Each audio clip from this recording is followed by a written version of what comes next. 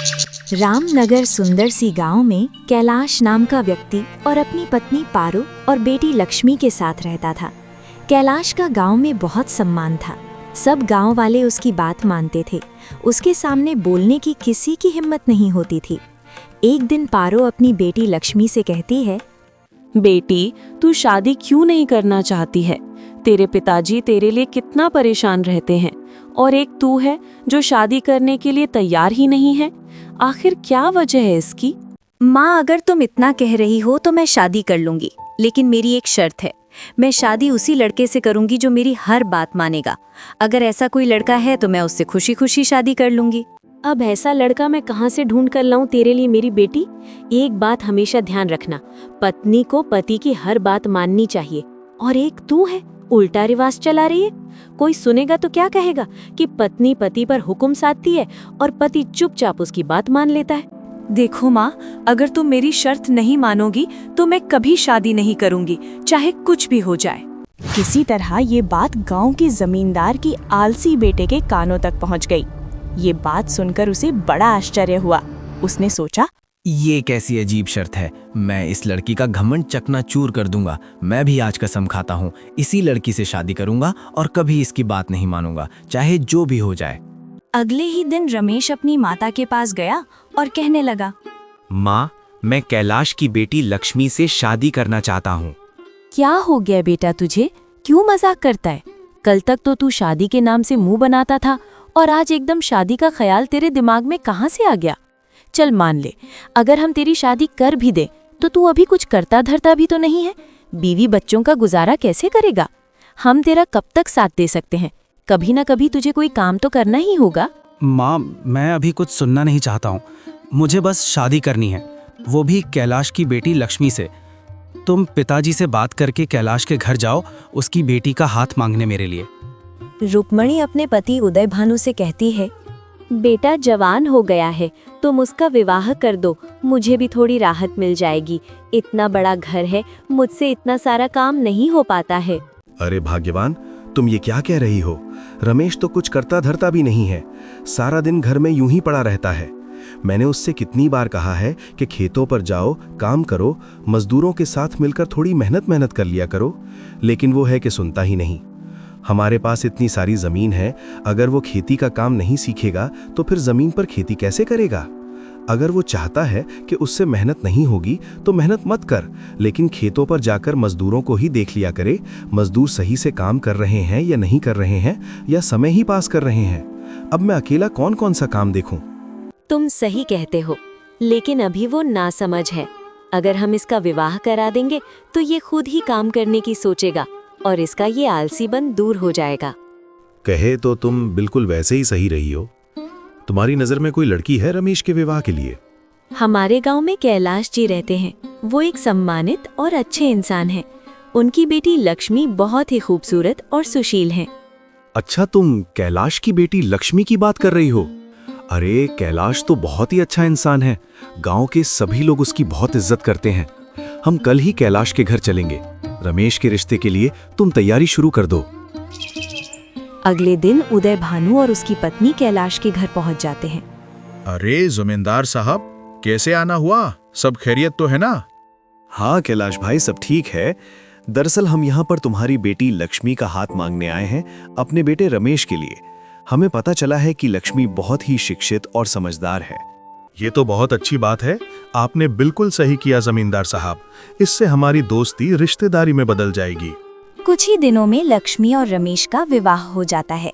शादी के 2-4 दिन के बाद रमेश लक्ष्मी से कहता है, तूने अपनी माँ से कहा था ना कि तू उस लड़के से शादी करेगी जो तेरी हर बात मानेगा। अब मैं कभी भी तेरी कोई बात नहीं मानूंगा। अब देखता हूँ तू कैसे मुझसे अपनी बात मनवाती है। रमेश लक्ष्मी को बुरा भला कहने लगा, यहाँ तक कि मारपीट पर भी उतर आया। मैं आपकी पत्नी हूँ और आपसे ये आशा करती हूँ कि आप मुझे पूरा सम्मान दें। हमारे रिश्ते की मजबूती और खुशहाली के लिए बहुत ज़रूरी है कि आप मेरे प्रति आदर और समझदारी का रवैया अपनाएं। ये न केवल हमारे रिश्ते को बेहतर बनाएगा, बल्कि हमें एक मजबूत और खुशहाल जोड़ी भी बनाएगा। फिर भी अगर आप मेरे साथ मारपीट करना ही चाहते हैं तो मैं आपको ये अधिकार तब दूंगी जब आप खुद मेहनत करके पैसे कमा कर लाओगे। अभी तो आप अपने पिता के धन पर ऐश कर रहे हो। तुम्हें क्या लगता है मैं पैसे नहीं कमा सकता? तो फिर ठीक है, अब मैं तब तक घर में नहीं घुसूंगा जब तक मैं खूब सारा धन ना कमा लाऊं।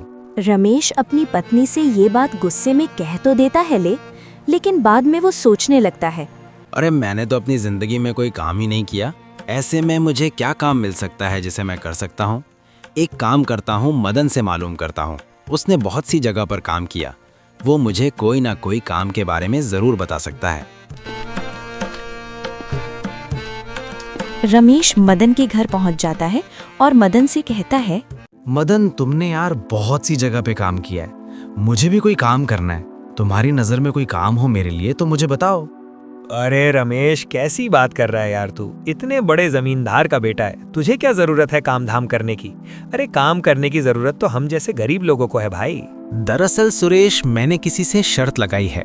उसका मानना है कि मैं खुद मेहनत से पैसे नहीं कमा सकता हूँ, इसलिए मैंने भी उससे कह दिया कि मैं तुझे पैसे कमा के दिखाऊंगा। देखो भाई, हम तो मेहनत मजदूरी का काम करते हैं और मेहनत मजदूरी तुमने कभी की नहीं है, इसलिए तुमसे हो नहीं पाएगा। तुम कोई और काम देख लो जिसमें मेहनत कम हो और पैसे ज्यादा मिल जाएं। इतना कहकर मदन चला जाता है।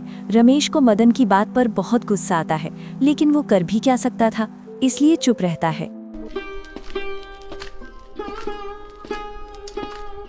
रमेश बगैर किसी को कुछ बताए धन कमाने की तलाश में निकल पड़ता है।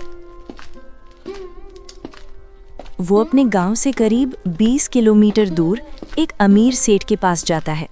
उस सेठ का बहुत बड़ा चावलों का गोदाम होता है। सेठ जी, मैं पास वाले गांव रामनगर से आया हूं, आपके पास काम की तलाश में। अगर आप मुझे कोई काम दे देंगे तो आपकी बड़ी कृपा होगी। रामनगर में मेरा बहुत ही अच्छा मित्र रहता है, उसका नाम उदय भानु जमींदार है। क्या तुम उसको जानते हो? जब रमेश उदय भानु यानी अपने पिता का नाम सुनता है तो वो घबरा जाता है और सोचने लगता है, कहीं पिताजी को मालूम ना हो जाए कि मैं दूसरे के यहाँ मजदूरी करने आया हूँ। अब मैं क्या करूँ? अगर घर वापस गया तो सुमन से किया हुआ वादा कैसे पूरा होगा? अरे जो होगा देखा जाएगा। अगर पिताजी को मालूम भी हो गया तो मैं उन्हें सब सच सच बता दूंगा। अरे भाई, किस सोच में डूब गए उदय भानु का नाम सुनकर? नहीं सेठ जी, किसी सोच में डूबा नहीं हूँ। हाँ, मैं उदय भान जमींदार को जानता हूँ। बेचारे बहुत ही ईमानदार और नेकदिल इंसान हैं। अब तो तुम्हें काम देना ही पड़ेगा, तुम मेरे मित्र के गांव से जो आए हो। देखो भाई, अगर तुम मेहनत और लगन से काम करोगे तो अच्छा पैसा कमाओगे। सेठ जी रमेश को काम पर रख लेते हैं। 6 महीने बाद जब रमेश के पास अच्छा खासा धन इकट्ठा हो जाता है तो वो अपने घर जाने की सोचने लगता है। फिर वो सेठ जी से कहता है, सेठ जी, मैं सोच रहा था कि एक बार गांव जाकर बीवी बच्चों से मिलाता हूँ। तुमने बिल्कुल सही सोचा रमेश, बीवी बच्चों से मिलना भी जरूरी है। तुम कल अपने गांव निकल जाना और बीवी बच्चों से मिलकर जल्दी वापस आना। रमेश इकट्ठा किए हुए सारे पैसे लेकर अपनी गांव की ओर निकल जाता है। रास्ते में उसे 2 ठग एक पेड़ के नीचे खाना खाते हुए मिलते हैं। वो रमेश से कहते हैं, अरे भाई, इतनी जल्दी में कहाँ जा रहे हो आप? आओ आओ, हमारे साथ खाना खाओ। रमेश को बहुत तेज भूख लग रही होती है, इसलिए वो ठगों के कहने पर खाना खाने बैठ जाता है। फिर एक ठग रमेश से बोलता है, लगता है आप शहर से धन कमा कर लाए हो। हम दोनों भी शहर जा रहे हैं धन कमाने की तलाश में। सुनो, तुम्हें पता है इस रास्ते पर बहुत सारे लुटेरे और ठग रहते हैं। तुम अपना धन सावधान होकर ले जाना। लेकिन मैंने तो सुना था कि ये रास्ता सुरक्षित है, इस रास्ते पर लुटेरे नहीं मिलते। अरे भाई, अब तो हर जगह लुटेरे और ठग मिल जाते हैं। अगर तुम अपने पैसे छुपाकर नहीं ले गए तो तुम्हारे लिए मुसीबत हो जाएगी। सुनो, हम भले और ईमानदार आदमी हैं, बिल्कुल तुम्हारी तरह। हम दोनों तुम्हारे धन की सुरक्षा कर सकते हैं अगर तुम चाहो तो। बाकी देखो भाई, आगे तुम्हारी मर्जी है। तुम क्या कह रही हो? मुझे तो कुछ भी समझ में नहीं आ रहा। मैं तुम्हें अपना धन क्यों दूं? मैं तो सही से तुम्हें जानता भी नहीं हूँ। अरे भाई, इसमें नाराज होने की क्या बात है? तुम्हारा धन है, दो या मत दो। हम तो बस तुम्हें आगाह कर रहे थे ठगों से। रमेश सोचता है, देखने में तो ये दोनों ईमानदार लगते हैं। अगर इन्हें मेरा धन लेना ही होता तो ये मुझसे जबरदस्ती छीन भी सकते थे, लेकिन इन्होंने ऐसा कुछ नहीं किया। मुझे इनकी बात मान लेनी चाहिए। देखो भैया, मैं तुम्हें अपना धन तो नहीं दे सकता।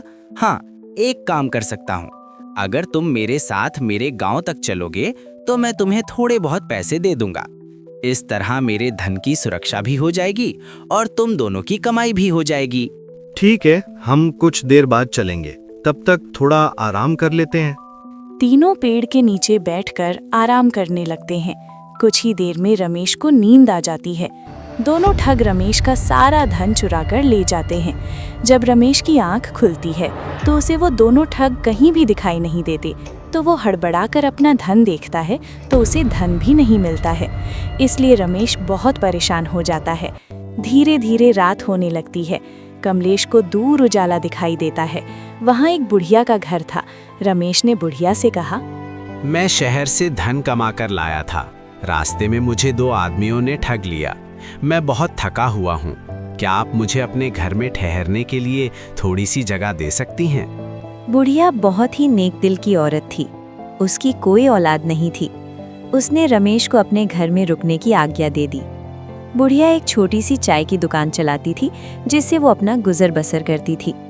रमेश ने बुढ़िया की दुकान पर काम करना शुरू कर दिया। कुछ ही दिनों में बुढ़िया की चाय की दुकान काफी बड़ी हो गई। इससे खुश होकर उसने रमेश को बहुत सारे पैसे दिए।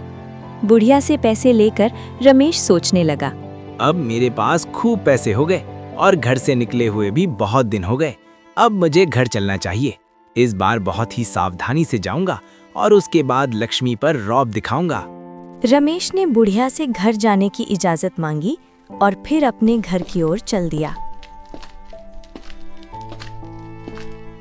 घर पहुंचकर रमेश ने सारा धन जो कमाया था लक्ष्मी को दे दिया और फिर बोला, तुमने कहा था ना, जब मैं अपनी मेहनत से धन कमा के लाऊंगा तभी तुम्हारे साथ मारपीट कर सकता हूँ। अब पिटने के लिए तैयार हो जाओ।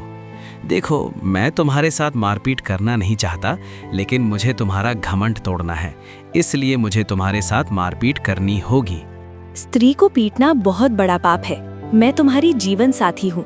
हम दोनों ने एक दूसरे के साथ जीवन बिताने की कसम खाई है। मैं तुम्हारा हर मुश्किल समय में साथ दूंगी। अगर फिर भी तुम मुझे पीटना ही चाहते हो तो घर के अंदर मारपीट करने का कोई फायदा नहीं है, क्योंकि किसी को पता भी नहीं चल पाएगा कि आपने अपनी पत्नी को पीटा है। गांव वालों को भी पता तो होना चाहिए कि तुम इतना सारा धन कमा कर लाए हो, इसलिए अपनी पत्नी को पीटना चाहते हो। आज आराम कर लो, तुम बहुत दूर से चलकर आए हो ना। कल सुबह सारे गांव वालों को बुलाकर मुझे उनके सामने पीटना। रमेश अपनी पत्नी लक्ष्मी की बात मान लेता है। अगली सुबह वो सभी गांव वालों को इकट्ठा करता है। जैसे ही रमेश अपनी पत्नी को पीटने के लिए आगे बढ़ता है, उतने में ही रमेश के पिता उदय भानु जमींदार वहां आ जाते हैं।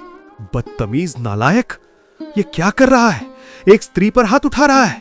क्या तूने इससे शादी इसे पीटने के लिए की है? जानता भी है जिस दिन से तू गया है उस दिन से एक दिन भी ये चैन से नहीं सोई है।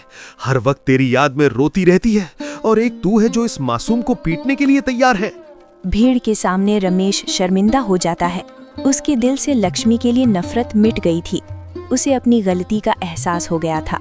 वो लक्ष्मी से माफी मांगने लगता है, यहाँ तक कि उसके पैरों में गिर जाता है। उसके बाद लक्ष्मी उसे उठाती है और बोलती है, तुम्हारी जगह मेरे पैरों में नहीं बल्कि मेरे दिल में है। उसके बाद रमेश ने कभी लक्ष्मी से कुछ नहीं कहा और उसकी हर बात मानने लगा।